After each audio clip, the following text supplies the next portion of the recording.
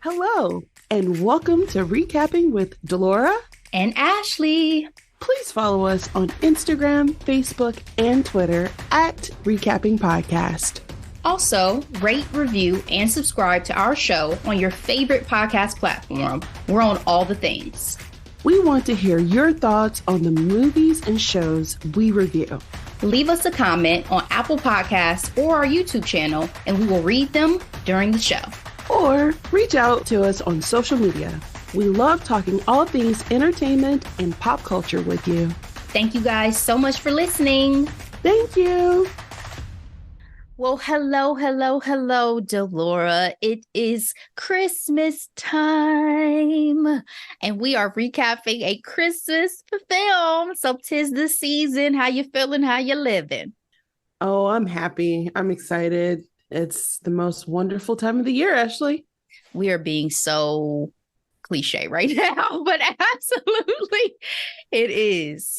If you are a longtime listener, you know what this is. Seriously. You know what this is. Well, I mean, even though I'm in Florida, I'm just feeling the spirit with our latest recap because I'm excited for just new, fresh Christmas content. Like we've done some throwbacks like we did a couple years ago with the Santa Claus and the Holiday. Last year, yes. What did we do for Christmas? Did we even do a Christmas movie last year? We did. We did Spirited. And we did the year Spirited. Before that, we did Jingle Jangle. Okay, new Christmas classic. I love that we are getting more new Christmas films to be able to recap. So this one and enjoy. So this one I had very high expectations for, and it is Candy Cane Lane, released on Amazon Prime on December 1st. It is about a man determined to win the neighborhood's annual Christmas decorating contest. And so he makes a pact with an elf that brings the 12 days of Christmas to life. This film is directed by Reginald Hudlin. Okay, legend. Cast. The reason why I had such high expectations, Eddie Murphy, okay, as Chris. Tracee Ellis Ross as Carol. Jillian Bell as Pepper. Jenia Walton as Joy. Thaddeus Mixon as Nick. Madison Thomas as Holly. Nick Offerman, Parks and Rec, as Pip. Chris Redd as Lamplighter Gary. And Robin Thede as Cordelia. I mean, you had a slew of comedians popping up in Absolutely. This particular picture. They were hilarious. My expectations were really, really high. And we're going to get into that on the grading. So, Delora, for reviews, Rotten Tomatoes, 41% critics, 43% audience score right now. Could not find a Google user score for this one. So let's move into our grades. What is your grade for Candy Cane Lane? I am always here for a Christmas movie with a Black family as the leads that looks like money was spent. There was budget, so I appreciated that. There was definitely budget, yeah. This film was original. I didn't see a lot of things coming outside of the very end, of course. And even then, we'll talk about what I didn't expect. Overall, it was a fun film. Kept me on my toes. Eddie Murphy is legend. Tracee, legend. And you know me, I adore me some David Allen Greer. So I give this movie a B. Okay. Well, we're on the same page. I gave this film a B as well, but I thought I was going to be giving this movie an A because this film stars Eddie freaking Murphy and Tracee Ellis Ross as my two main characters. So I'm like, oh, this is about to be comedic gold. You know what I'm saying? I expected way more deep belly laughs. And I was sad that I did not get that level of humor that I was expecting. But It did have some interesting twists and turns for a Christmas picture. It was a bit darker than I expected for it to be. There was full of sinisterness that I was not expecting. I was like, this don't feel holy. Almost biblical in a sense with some of the way that it was depicted. And I'll be specific about that later on. But yeah, it was. And I'm like, for all the Christmas merriment and joy, I don't know if I've ever seen such a villainous turn, except for Jingle Jangle to a certain extent. It did not feel quite this dark. So that's our initial thoughts, guys. Spoiler alert as we get into the good of the film. So Candy Cane Lane, you always know you're watching a Black film when it starts with some good music, right? So love the opening song from Chloe Bailey of Merry Christmas, Baby. It just immediately puts you in the vibe and the spirit, right? Great rendition, great vocals. Loved it. Yes. This movie is set in California. How does weather affect your Christmas vibe? Do you need cold and the possibility of snow to feel like it's really Christmas? Weather absolutely plays a role for a good Christmas movie. If I think about all my favorite ones, the Santa Claus, the holiday, specifically Jude Law. Jude Law has been a reoccurring theme for me for the last month for whatever reason. And he's not even my favorite Hollywood actor, but in any case, but they did give us the Kate Winslet in LA and it still was lovely. But one of my absolute favorites last holiday, Queen Latifah, she was actually in Europe, in the snow, in the mountains, and it was everything I ever wanted and more. So it does play a role. Now that I live in a warmer climate, I 1,000% agree. I think sometimes Christmas will even sneak up because you're not dealing with the weather the way that you are in places that have all four seasons.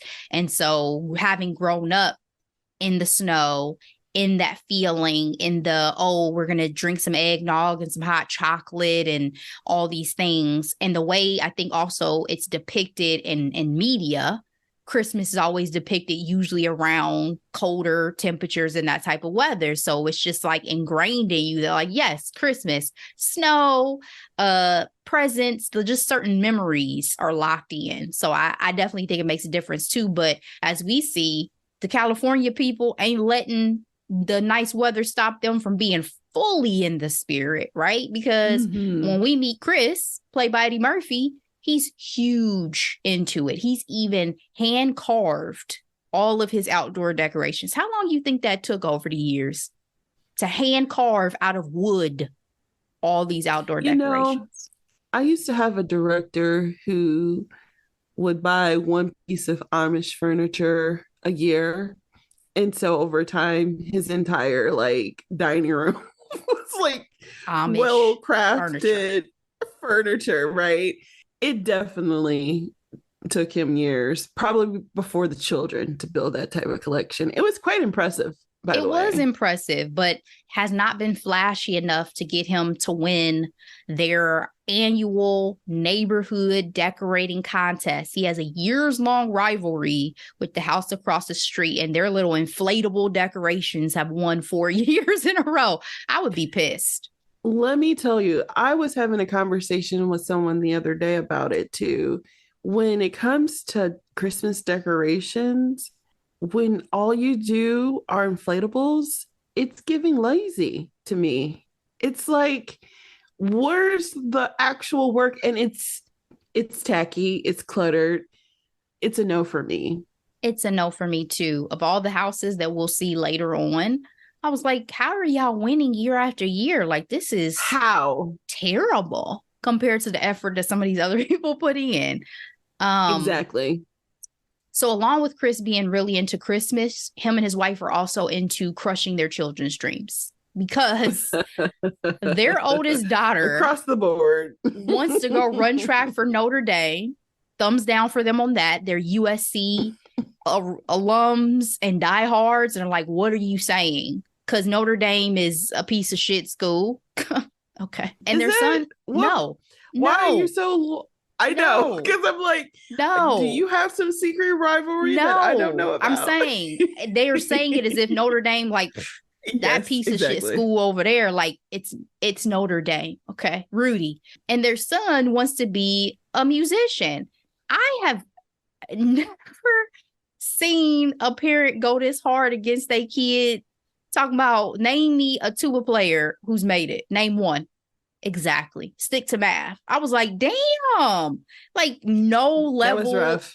No level of finesse. No level of like, we support you in all of your endeavors, energy coming from Chris. The mom tried. Carol tried a little bit, but neither of these kids were getting their parents' stamp of approval. And unfortunately, Chris gets laid off. They gave him a damn fleece as a thank you for his years of service. Question for you. Was it just me, or did the man letting him go have a strong sexual energy? Of course he did. Do we not know who Trevante Rhodes is? Like, girl. I was like, is it just that I'm so attracted to him and this magnificent beard game, or is he giving just dripping sexual energy? He has a level of magnetism to him that's undeniable, even in a Christmas movie rated PG. I mean, he up here biting his lower lip. I'm like, what's happening? Are we firing him, or are we seducing him? Like, oh my gosh, I could not have been up in that meeting taking him seriously. I was like, this is too much for me. It was doing the most, but maybe they were trying to show like, oh, they're replacing Eddie's character for a younger, sexier version. He is eye candy in The Office. That is no lie. But you could tell the lady who was with him was feeling bad about the way that things were going down. It just obviously was out of her hands because they had been bought out. And as a result of being bought out, half of their sales force was let go. So thankfully, Carol is in line for a promotion. But obviously, it's not ideal to get laid off, and especially during the holidays. So Chris is extra motivated when the annual Candy Cane Lane decorating contest promises a $100,000 prize. Now, I don't decorate outside usually for any holidays, but if you heard about $100,000 prize for home decorating, would you try to step your game up, Delora? Honestly, probably not, because like I don't have the energy. Like, that's if it were a passion of mine, that's when you know you're financially comfortable. Because what are you talking about? Absolutely. What are you talking about? If you we have $100,000 prize on the line, I'm taking my ass to the store. I want to do it right, and it just feels like a lot of work. You know what I mean? It's not a passion of mine, so I'm at least gonna try. Could I use $100,000? Absolutely, absolutely. But I think it's important to focus your talents on your strengths. You know what I mean? No, because I'm gonna try. Ain't no way you come into my neighborhood talking about we about to give y'all $100,000 and I'm not going to at least put in some level of effort. I'm going to try. I'm going to figure it out. The space I'm in right now. Ask me next week and you might get another answer. Okay. That's hilarious. So needless to say, the neighbors had a different level of motivation than they have in the past. And so the hunt is on for decorations. And Chris finds a random ass Christmas store under a highway overpass. I mean, where were their black spidey senses? Because I'm not stopping in a random store on the side of the street under some highways. Would you? That part. Absolutely not. I'm also a woman, right? In addition to being black, plus being a woman equals I'm not rolling down my windows, let alone getting out the car. And he also had his young daughter with him that he was taking into this random store. After I did like the montage of them trying to go to the big box stores and Walmart, it was all out brawls for Christmas decorations. Costco was empty. And then Target had already moved on to Valentine's Day. I was like, oh, the accuracy. Because that's exactly what they do. That's accuracy. Exactly what they do. But I'm not stopping at no back alley Christmas shop. That's for damn sure. But wouldn't be a movie without it. So here we go. They ended up, it was a beautiful store once they actually went inside. And they ended up buying so much that Chris didn't even want to know what his total was, which is crazy given that he just lost his job. But he's about to win this $100,000. Sure. This is an investment. It's an investment. So he bought this huge 12 Days of Christmas tree. And when the receipt came, it was like super long and apparently included legal information that he did not read. And I put in my notes, this is how I feel every time I sign up for something these days and I don't read the terms and conditions. I'm like, what am I selling my soul? What am I actually signing up for?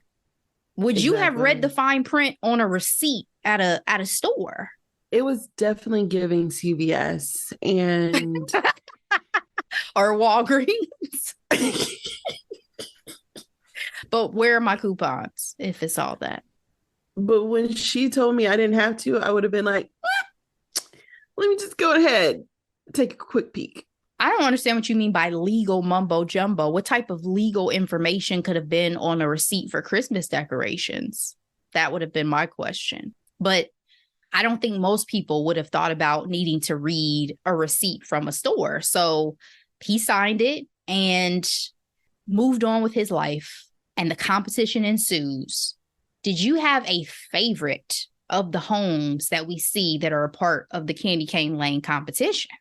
No, I didn't. I thought they were fun, like the Matrix one.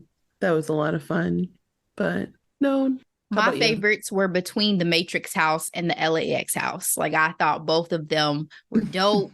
The fact that the families were out there and it was like themed, and you know what I'm saying? Like, that's why when they kept talking about the neighbor across the street, I'm like, his house is trash compared to the all out lighting and themes and showmanship that these other people's houses had. So those were definitely my favorite too. I was going to say, I really did enjoy the idea of Santa coming down a street and pointing to the production of all that. Was really fun. That's when you know we're on TV now, because to your point, it's a production, right? Like it's a whole moment. And to be honest, the 12 Days Christmas tree, when it finally got lit up, creeped me out.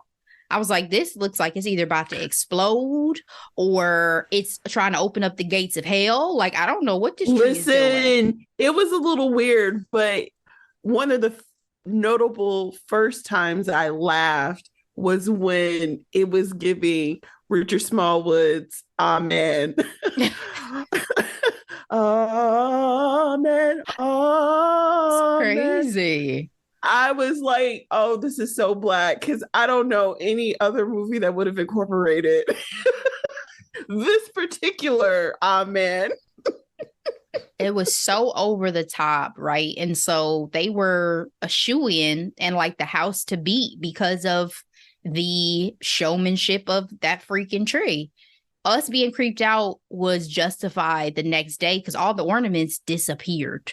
You know, Chris up here running around thinking somebody stole them. But I'm like, how easy would it have been to steal? That was a huge, how easy would it have been to steal those things? So turns out Pepper's evil. She's an evil elf.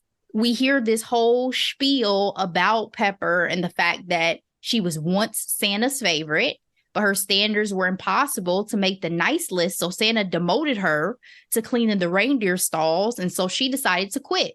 Now she's gone rogue and she's punishing everybody, and including the little glass ornament people that they're getting the story from in the Christmas shop that are basically imprisoned in these glass bodies and are stuck in the freaking little town village that she's created in the store. This is where the biblical reference comes in for me, because I'm like, is this supposed to be God and the devil? Is this supposed to be, it feels like fallen angel type vibes with like, oh, I was once the favorite. I was under the wing and then I went rogue and now I'm causing havoc to the world. I was like, what? Well, what? I knew something was wrong when she asked him, what's the meaning of Christmas? And then, of course, he goes down the list and he's like, oh, or we can talk about the religion side. And she used, God's name. And she's like, no. I'm like, oh, you're using God's name in vain. I'm like, who is this chick? These ornaments have disappeared because the receipt that Chris signed means that he has until 8 p.m. on Christmas Eve to collect the 5 golden rings from the now alive 12 Days of Christmas ornaments, or he gets turned into one of those glass ornaments.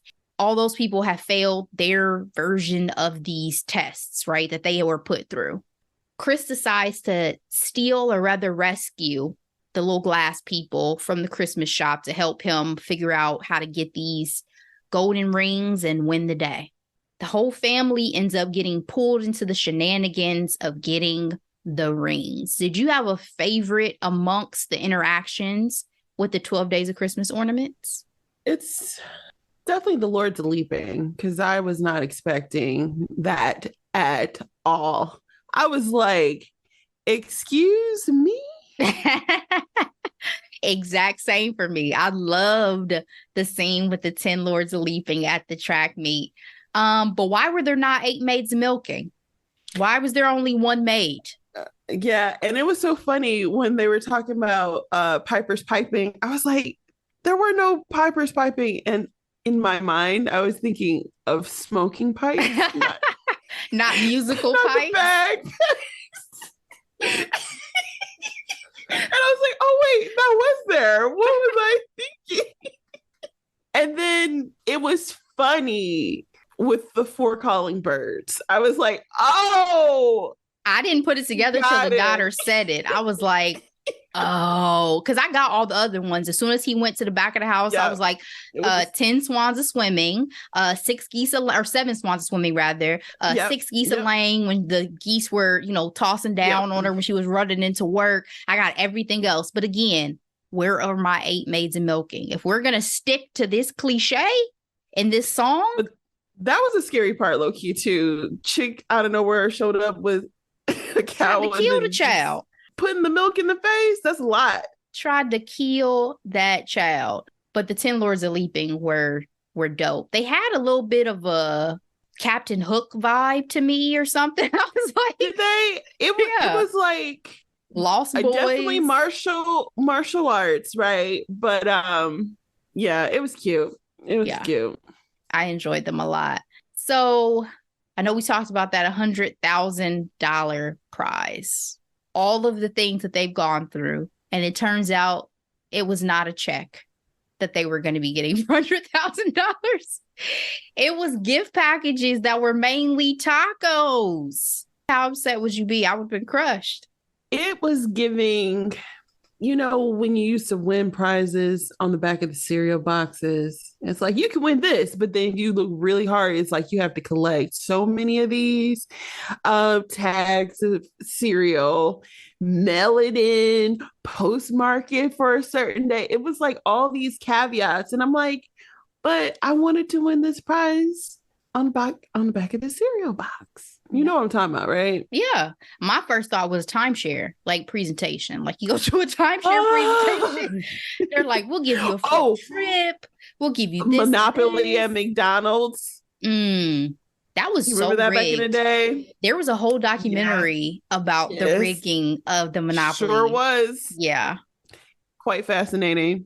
Yeah, I would have been crushed. But, though. Like, imagine if you really needed this 100. Well, I mean, in his case, he really thought he wanted it because he was unemployed. Exactly. But it was wrong. I'm like, y'all need to be a little bit more upfront, because when you presented this to us initially, what did you have? $100,000 and money flying around. So in my mind, this is cash money. You know what I'm saying? And let's be clear about who is bamboozling. This is the network. This is the host of the Candy Cane Lane extravaganza bonanza, whatever the one host lady was calling it.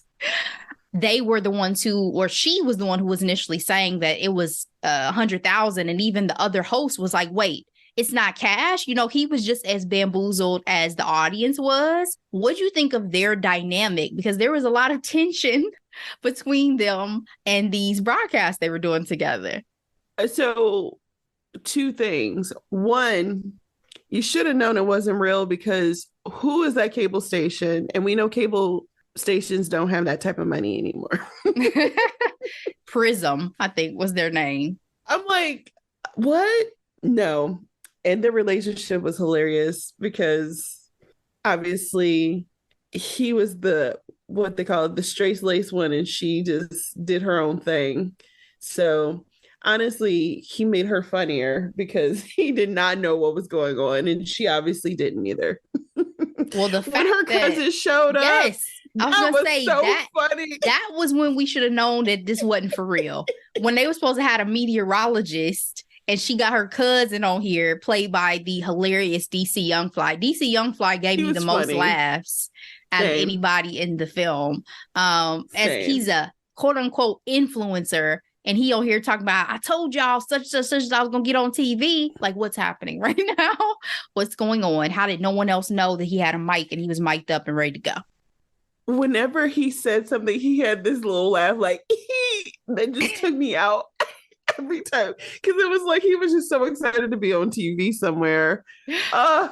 His commentary during it definitely made the broadcast. If I was watching the broadcast stuff, it's like when Snoop did. What did he do? The sideline reporting for like wrestling or boxing or something, and people were just talking about how funny it was. That's what this was. If I was watching this live on TV. So let's talk about this grand Christmas finale. Santa finally shows up, played by the David Alan Grier. Why did he pop up Peppermint? Sounded like a pimp or something. Peppermint. He was absolutely influenced by a pimp from the 70s, rolling up in a sleigh that reminded me of a Cadillac, in that three-piece suit, and with his hat, with the hat to the side. Yes. Couldn't have come in no blacker than he did. That's for damn sure. No blacker. Them saying, see, told you that Santa was black. I was like, again, biblical, because it's like, I told y'all Jesus is black. That's what I was thinking in my head. You see this overarching theme throughout this movie. Yeah, exactly. He can't control Peppermint any more than it seemed like he could with all the things she's gotten into, right? She adds one more twist, and that is that the Carvers actually need 40 golden rings, not 5, because the song repeats. So Pepper ends up cheating, moving the time up, which turns Chris into one of the ornaments, but the fam still manages to get all the rings that they need with the help of the little ornament people, an assist from Santa, an assist from the son getting up there doing a little drumline routine, which that was another favorite scene for me, was the drumline scene with the 12 drummers drumming and 11 pipers piping. That was fun. Mm-hmm. And so, as with any Christmas film, 'tis a happy ending and a Christmas miracle. All's well that ends well. Did you expect for this to resolve the curse that was on the rest of the folks who had been under Pepper's spell? At face value, technically no, but of course, I think there was like a throwaway line that I ended up catching the second time around that was like, oh, if you do it, we'll be free too. So hope it's on you. But it didn't really add up when my first watch. I was like, huh? How is this working? Yeah, I think it was like one of those, well, if you break the spell, then maybe that sets us all free. But it's not quite how it worked out, because it actually had to be a child's wish to unlock the curse from them. So Holly was the one who was able to release them. And the folks who became human again included the freaking Pentatonics. Did you notice them? Did you notice some of the outfit changes? Like only Lamplighter Gary and Pip still had on their outfits. Cordelia had on a new fit. The Pentatonics had on a new fit. They were like, oh no, we not about to become human and still be wearing these rags. We need wardrobe. Chris Red said that he was going to pepper ass on fire. Light her up. It was so funny. They were trying to come up with all the 12 days of Christmas. Yeah, when they were putting their strategy together, for sure. Santa tells Pepper, after all is said and done, that she can return to the North Pole. I was really convinced that it was just about to be that easy. I didn't even catch the end credit scene until my second watch. And so if you guys did not watch past the original credits, there is a post-credit scene 1 week later. And it turns out her second chance is that she is now turned into a living ornament that is in the now Chris-owned Christmas shop. And Santa said she has to work her way back up into his good graces. Do you feel like this was a fair punishment for all the years of torment that she has released onto humanity? Sure. Why not? I wasn't sure if I felt like the punishment was severe enough. I mean, granted, she got the same punishment that she inflicted on other people. And for how many years is Santa going to make her stay that way? We don't know. But where has he been all this time was another thought I had. Like, why have you not come and reeled her in sooner? Like Pip said, he was apparently an ornament for like 10 years. So where was Santa during these 10 years to come rescue these poor people from her He's wrath? A big man. Out here knowing when kids are awake and sleeping around the world. He got a job one day out the year for the most part. He had time. It's a lot of lead up. Based on The Santa Claus, one of arguably my favorite Christmas film. Yes, there is some level of preparation, but at the same time, Scott got time where he wasn't doing shit. So Santa could have made it. He could have helped Pip in all these years. Even though, if I'm honest, Pip seemed like he'd been around longer than 10 years. There was a little bit of a disconnect because at one point he said, oh, I've been like this for 10 years. And another point he said, you know, Charlie Dickens, my mother knew his mother. Charles Dickens, wasn't that like the 1800s? Like, what are you talking? Yes. How long? Exactly. Pip, how long have you been like this for real? Did you think it's only been 10 years or you don't know what year it is?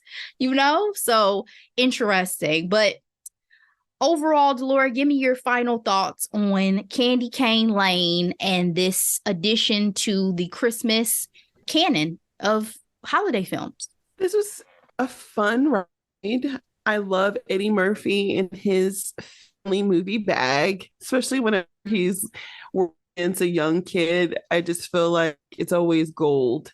You know, Eddie, the gamut when it comes to his work in terms of maturity levels, but I always really do appreciate a good PG moment from him.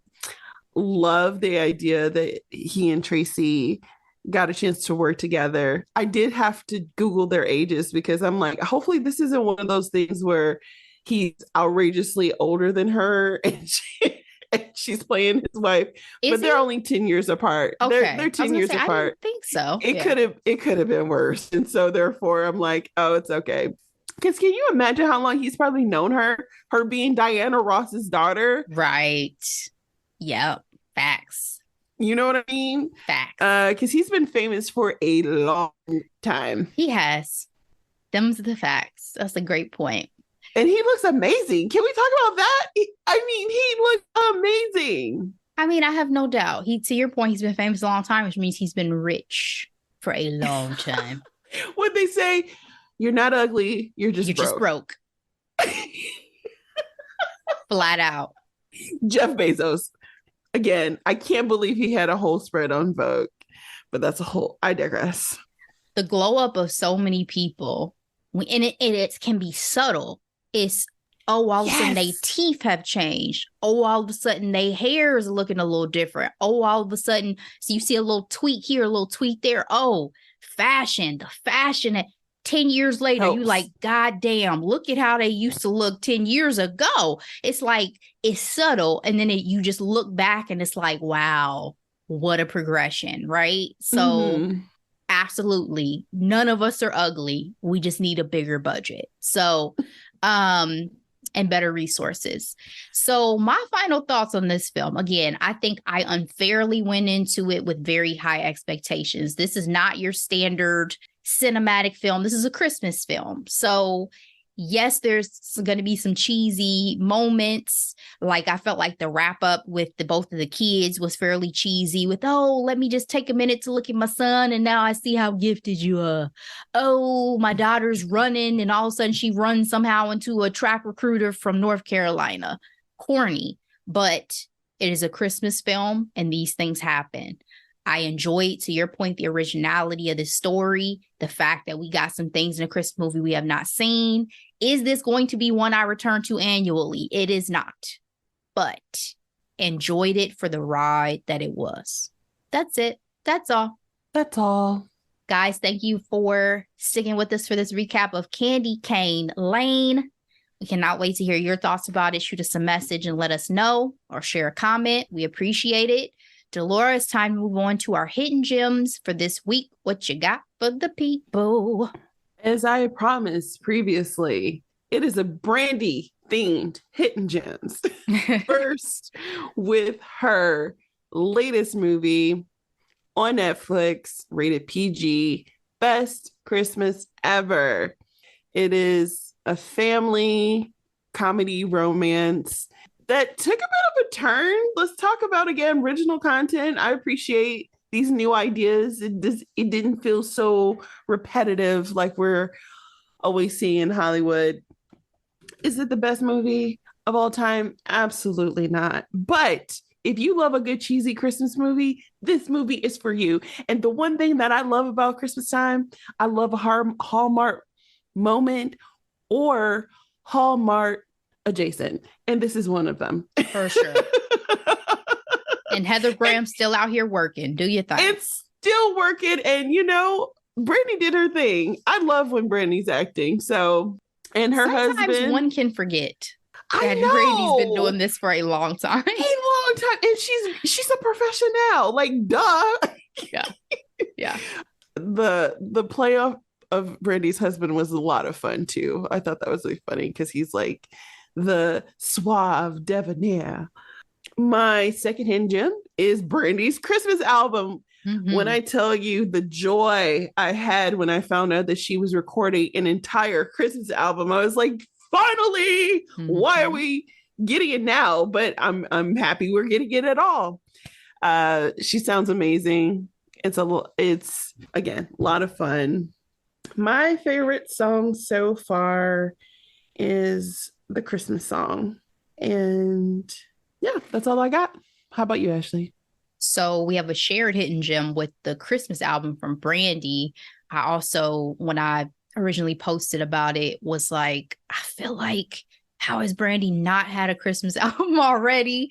But when I started hearing the vocals in the studio, I was like, that smooth voice is going to give me everything I need. I want everyone who I love to have a Christmas album. There's just something about hearing certain Christmas classics through some of my favorite vocalists that just bring me so much joy. Tori Kelly over the last couple of years is a great one to me. I love JoJo's Christmas album. I still go hard with Whitney, Mariah, Destiny's Child, the Braxton Family Christmas album, Motown's Christmas album. Like I have so many, NSYNC's Christmas album, Justin Bieber's Christmas album. I was about to say, you know what? Justin Bieber got a good one. He has a great one. I mean, these are my rotation. Ariana Grande, like gotta listen to their Christmas albums. And so Brandy's just sliding right on in amongst the crew of all of those. So, and I'm sure she's probably had a track here or there that I'm thinking about too, that I have a Christmas playlist of songs that I play when I'm doing my decorating and stuff. And so I'm sure she's on there, but I'm so glad we got a full Christmas album from her as well. And then my second hidden gem is just the soundtrack of this film, because like I said, I love the opening number from Chloe Bailey. Coco Jones has a song on there. Like I just, it's a mood, it's a vibe. Black people giving me Christmas albums. Yes. Absolutely. Exciting. And Celine Dion's Oh Holy Night, tears. Okay. Well, I mean, vocalist, right? Vocalist. And then Boys to Men. Oh my God. Boys to Men. Oh my gosh. I'm sorry. Jesus. Hear me out. Harry Connick Jr. Okay, I'm gonna let you have that one. I'm gonna let you have that one. Fire. John Legend has a Christmas album that's amazing. Yep. And then Pentatonix. I have all 5 of their Christmas albums on my playlist. Mind you, they are different, but love it. And I'm doing a real deep cut. Take 6. Do you remember them? Yep. I was thinking Brian McKnight, but I feel like Brian McKnight's Christmas album is really hard to find, to actually purchase anywhere. Yeah. Because I remember years ago trying to get off like Amazon and it never came. And so it's like, well, thank God for streaming for some of those that you couldn't find in distribution anymore. But yeah, there's some great Christmases out there. Maybe we should shout out to Them Black Mamas podcast. I saw they did like a post of their favorite Christmas songs or albums or whatever, so maybe we'll have to do that too, so that we can share some of our faves with all of you guys. So 'tis the season. Hope you're enjoying the merriment of Christmas time. It is a vibe. So that is it for one last thing I want to say, that this movie brought me joy was because 12 Days of Christmas, we sang in choir in elementary school. Shout out to Bellhaven Choir and my choir director, Mr. White.